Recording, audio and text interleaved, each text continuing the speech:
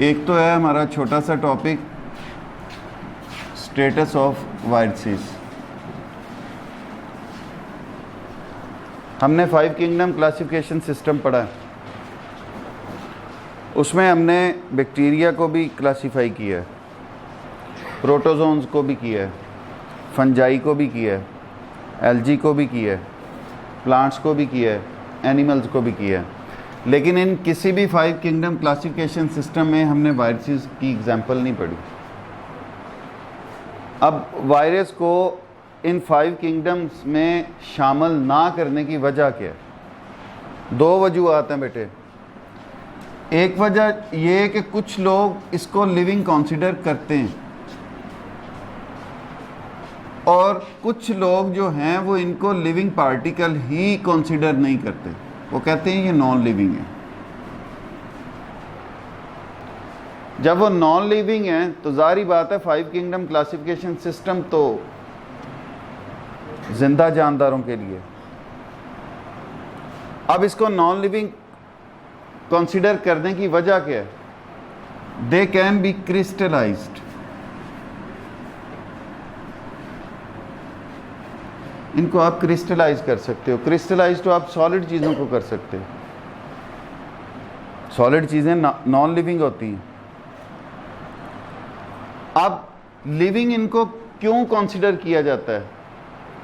Because they can increase their number. ये अपनी तादाद बढ़ा सकते हैं। Can transmit their characteristics. ये अपनी खुसूसियात आगे मुंतकिल कर सकते हैं अपनी नई जनरेशन में। इसलिए इनको लिविंग ऑर्गेनिज्म जो हैं वो कंसिडर किया जाता है। अब बेसिकली वायरसेस को 5 किंगडम क्लासिफिकेशन सिस्टम में ना शामिल करने की एक और वजह है, they are a cellular particles. कि ये सेल पर ही मुश्तमिल नहीं है और हमारी 5 किंगडम क्लासिफिकेशन सिस्टम की जो आगाज़ है वो है ही सेलुलर ऑर्गेनाइजेशन से आगे। तो इसका मतलब वो ये समझते हैं कि ये सेल्स ही नहीं है।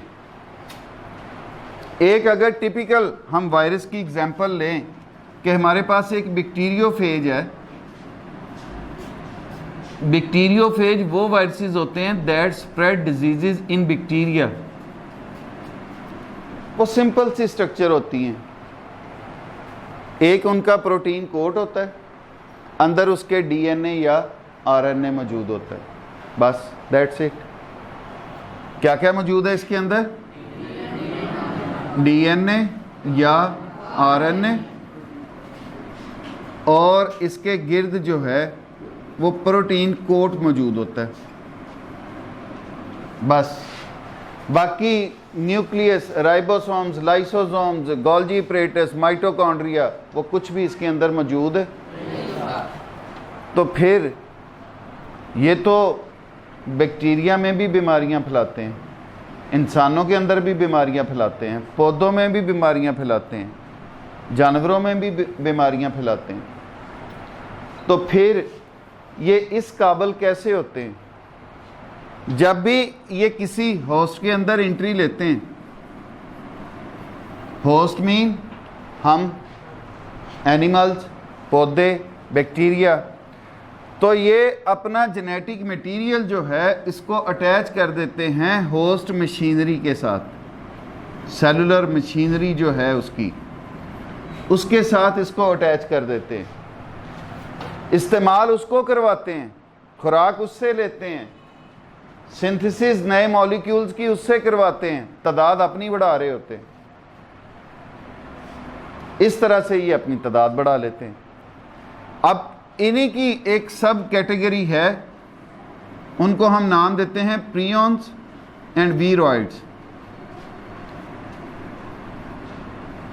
इनसे भी सादा है, वायरसेस से भी। ये भी बीमारियां फैलाते हैं, ये भी 5 किंगडम क्लासिफिकेशन सिस्टम में शामिल नहीं होते। That's the status of viruses. Viruses, prion and viroids, ये जो हैं ये 5 किंगडम क्लासिफिकेशन सिस्टम में कहीं भी शामिल नहीं होते। उसकी वजूहत जो हैं वो ये है। अच्छा जी, दूसरा टॉपिक बेटे हमारा आज का, दैट इज़ बाइनोमियल नोमेनक्लेचर।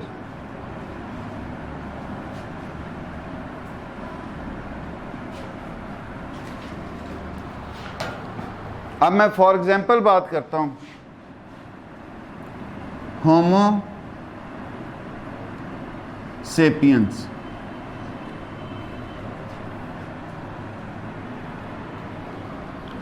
ये साइंटिफिक नेम है किसका? ह्यूमन का। साइंटिफिक नेम है ह्यूमन का। अब ये 2 नामों पर मुश्तमिल नाम देने का निज़ाम है। बाइनोमियल नोमेनक्लेचर का मतलब ही ये है, बाई का मतलब 2, नोमियल नाम, नोमेनक्लेचर नाम देने का तरीका, मतलब 2 नाम देने का तरीका। अब इसमें ये जो फर्स्ट नेम है दैट इज जीनस नेम, ये क्या होता है? जीनस का नाम होता है। ये जो सेकंड नेम होता है दैट इज स्पीशीज नेम, ये किसका नाम होता है? अब ये बायोलॉजिस्ट थे कार्लस लिनियस, इन्होंने जानदारों को साइंटिफिक नाम देने का तरीक़ेकार जो था वो मुतारफ़ कराया कि 2 नामों पर मुश्तमिल नाम देने का निज़ाम जो है वो मुतारफ़ कराया, जो अभी तक एप्लीकेबल है। अब इसकी चंद रूल्स हैं, चंद आप कह लो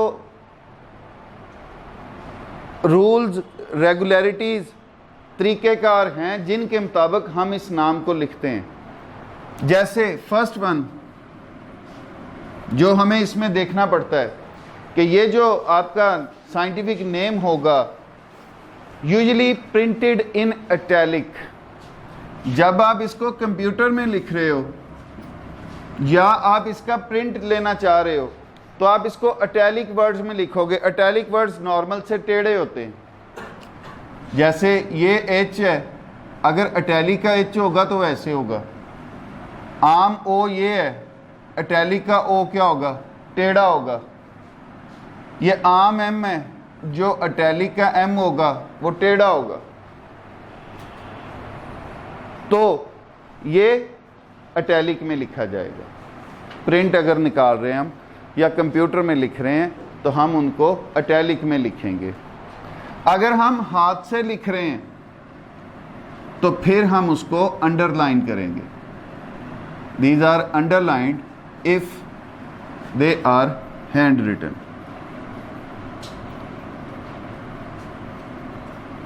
अगर हम उसको बेटे हाथ से लिखेंगे तो क्या करेंगे? फिर हम उसको अंडरलाइन कर देंगे। सेकंड वन, ये जो जीनस नेम होगा ये पहला, it will always start with capital letter. Genus नाम किससे स्टार्ट होगा? जीनस नेम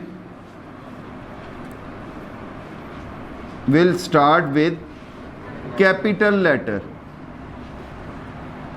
जो स्पीशीज नेम है उसको हमने कैपिटल लेटर से स्टार्ट नहीं करना। Species name with start with the small letter. अगर आप इससे हटके कोई उसकी तरतीब बना देते हो, आप लिख देते हो जी होमो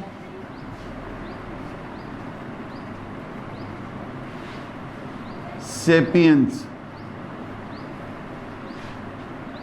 ठीक होगा? नहीं, ये ठीक नहीं है। रूल है, इसके मुताबिक चलना है हमने। फर्स्ट लेटर कैपिटल आएगा, बाकी लेटर स्मॉल होंगे।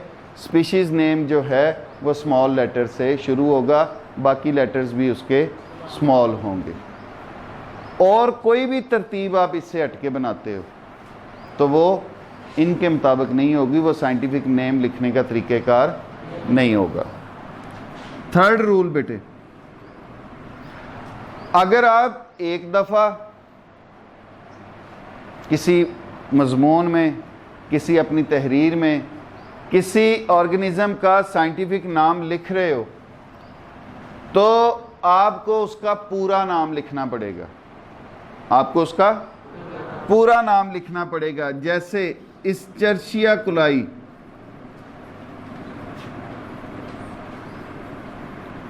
एक बैक्टीरिया है, अब ये इसका जीनस नेम है, ये इसका स्पीशीज नेम है। अब बेटे एक दफ़ा अगर हमने लिखना है तो हम इसको पूरा लिखेंगे। अगर हमारी उस तहरीर में ये बार बार नाम आना है तो पहली दफ़ा हम पूरा लिखेंगे, एक दफ़ा ब्रैकेट में इसकी शॉर्ट फॉर्म लिखेंगे, फिर उसके बाद जो हमारी तहरीर होगी उसमें हम ये एब्रीवेटेड नाम जो है वो लिख सकते हैं। इसमें सिर्फ हमने जीनस नेम शॉर्ट किया है, स्पीशीज नेम पूरा ही है। एक बात।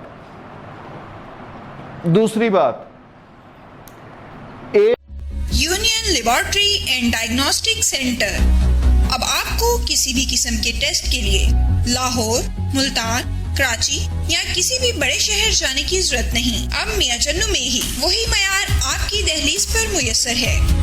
लेबोरेटरी की नुमाया खसूसियात, जदीद मशीनरी, स्टेरिलाइज्ड और कुशादा माहौल, कैलिब्रेन और क्वालिटी कंट्रोल, आला तालीम याफ्ता और मुस्तनद पैथोलॉजिस्ट और लैब टेक्नोलॉजिस्ट की जेरे निगरानी, जहां पर शुगर, गुर्दे, जिगर, दिल, कोलेस्ट्रॉल, पित्ना, पेशाब, हेपेटाइटिस, यरकान, औरतों और मर्दों की पोशीदा अमराज से मुतल्लिका तमाम टेस्ट इंतहाई मुनासिब फीस में किए जाते हैं।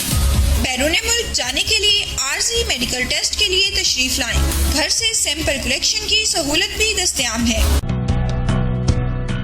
जदीद तरीन पैथोलॉजी लैब को दुनिया के बेहतरीन आलात से आरास्ता किया गया है। यहाँ पे तकरीबन लेटेस्ट इक्विपमेंट पैथोलॉजी के सारे हैं।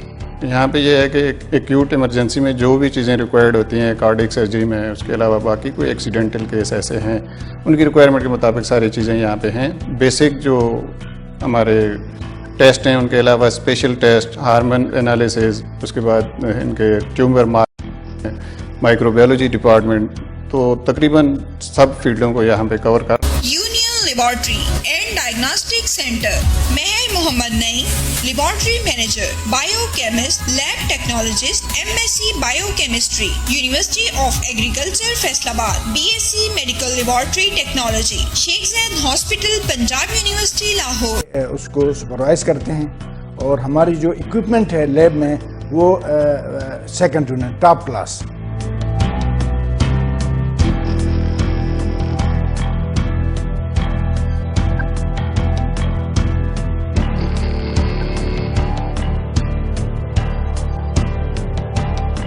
फोन 065-266-2586, 0333-455-7586। एक ही जीनस से ताल्लुक़ रखने वाली मुख्तलिफ स्पीशीज़ आप लिखना चाह रहे हो तो पहली दफ़ा कोई भी आप जानदार जो सेम स्पीशीज़ से है उसका पूरा नाम लिखोगे, जीनस नेम एब्रीवेट करोगे, फिर उसके बाद अगली जो उसकी स्पीशीज़ हैं उनके साथ वो एब्रीवेशन आप इस्तेमाल कर सकते हो। बेसिक ये है कि आपको इन रिटन जब भी आपने उसको लिखना है आपको कोई ना कोई हिंट देना पड़ेगा कि इसको शॉर्ट फॉर्म को या लॉन्ग फॉर्म इसकी क्या होगी। समझ आ रही बात की? अच्छा जी, अब बेटे ये जो आपका तरीक़ेकार है बाइनोमियल नोमेनक्लेचर, ये बड़ी अहमियत का हामिल है, ये बड़ी अहमियत का हामिल है। क्यों हामिल है? इसकी कुछ वजूहात हैं। आपके रीजन्स जब तब्दील होते हैं एक ही चीज के नाम बदल जाते हैं, एक ही चीज के नाम बदल जाते हैं। फॉर एग्जाम्पल ऑनियन इंग्लिश में प्याज, उर्दू में बसल या वसल आपकी लोकल ज़बानों में। अब चीज़ तो वो एक ही है, एक ही है ना। अब जिसको वो सराइकी नहीं आती, या जिसको लोकल लैंग्वेज नहीं आती, या जिसको पंजाबी नहीं आती, उसके सामने आप बसल या वसल पूछते रहो, उसे पता चलेगा कोई कि आप किसके मुतल्लिक बात कर रहे हो? नहीं पता चलेगा। जिसको उर्दू नहीं आती, आप उसके सामने प्याज कहते रहो, उसे समझ आएगी? नहीं। जिसे इंग्लिश नहीं आती, उसके सामने आप ऑनियन मांगते रहो, उसे समझ आएगी ये क्या कह रहे हैं? तो अब इस यूनिफॉर्मिटी को रखने के लिए, अब प्याज को इंग्लिश में ऑनियन, फ्रेंच में पता नहीं क्या कहते होंगे, आपकी ग्रीक में पता नहीं उसका क्या नाम होगा, आपकी लैटिन में उसका समथिंग और। तो अगर फ्रेंच, लैटिन, ग्रीक, बायोलॉजी पढ़ा लिखा बंदा है, वो बाइनोमियल नोमेनक्लेचर भी पढ़ के आया होगा, उसमें उसने उसकी एग्जाम्पल्स भी पढ़ी होंगी, तो हम इसका साइंटिफिक नेम इस्तेमाल करेंगे, एलियम सीपा। सबको समझ आएगी। बायोलॉजी पढ़ा लिखा जो होगा उन सबको समझ आएगी कि ये किसकी मुतल्लिक बात हो रही है, ये इसकी जीनस है, ये इसकी स्पीशीज है। एक बात, मतलब यूनिफॉर्म करने के लिए। फिर डिफरेंट एनिमल्स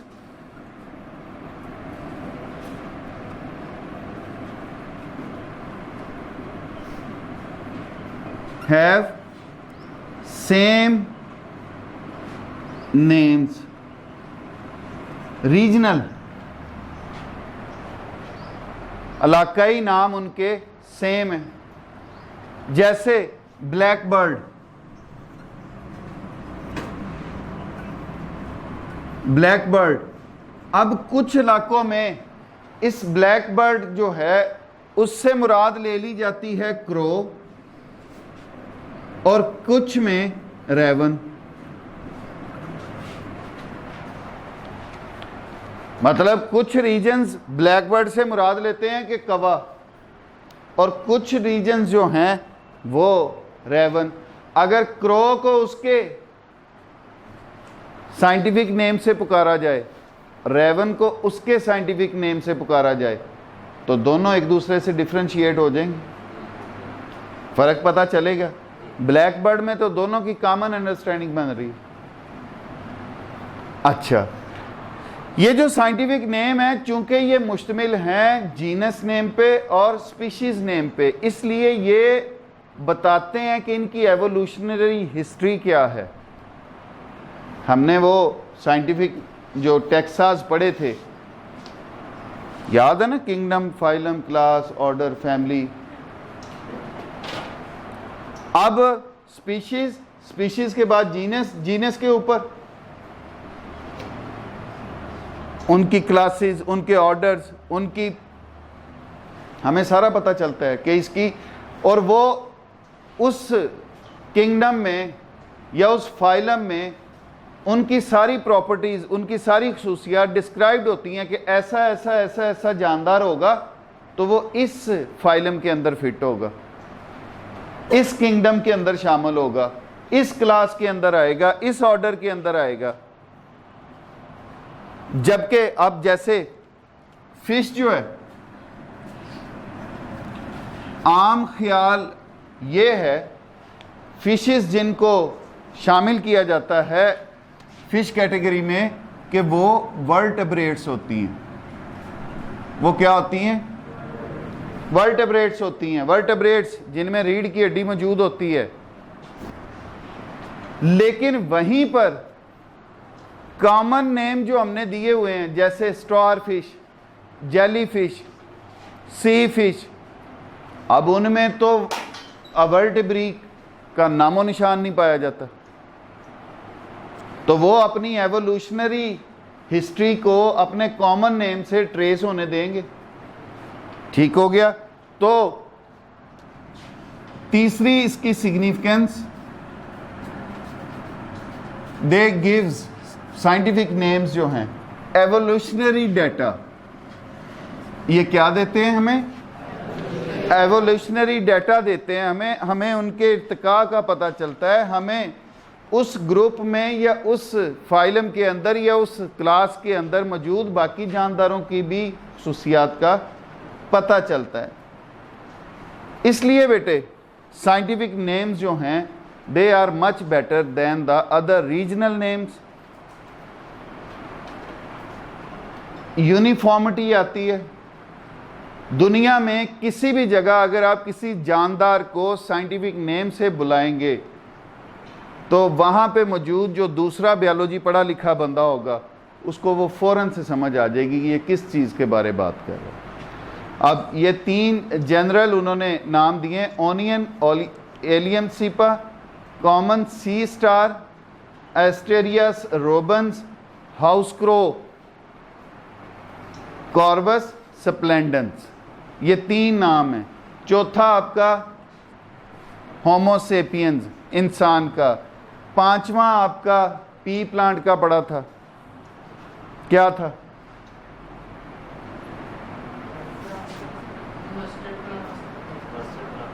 पी प्लांट का, ये पीछे क्लासिफिकेशन इसी चैप्टर के अंदर मौजूद है जब आपने टेक्सास पढ़े हैं। Pisum sativum. 5वां आपका मस्टर्ड प्लांट, मस्टर्ड प्लांट का क्या था? 6ठा आपका फ्रॉग का था। तो एग्जाम्पल्स मेरा ख्याल 6-7 अगर हों तो उसमें 3-4 तो याद रह जानी चाहिए। और ये मुफ्त के नंबर हैं, ये ऑब्जेक्टिव में भी आ जाते हैं, शॉर्ट क्वेश्चन में भी आ जाते हैं। फलां का साइंटिफिक नाम लिख दें, बस दैट्स इट, 2 नंबर। कोई आपकी एग्जाम मार की गलती नहीं होगी वहाँ पे। आपको स्ट्रेटली जो है उसके 2 नंबर मिल जाएंगे और ये 4-5 याद करने में कोई हर्ज नहीं है।